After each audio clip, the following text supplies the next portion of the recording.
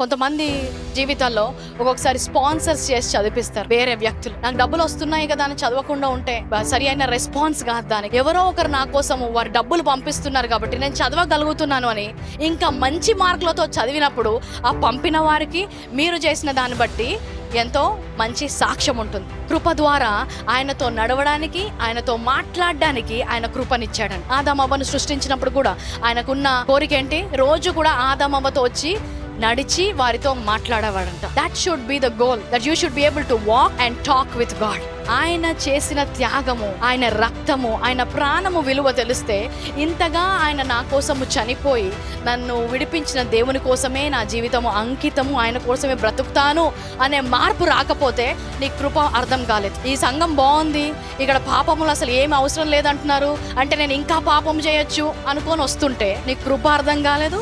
కృప అర్థం కాదు కదా, ధర్మశాస్త్రంలో ఉన్న వారి కంటే భయంకరమైన జీవితంలో ఉన్నావన్నమాట.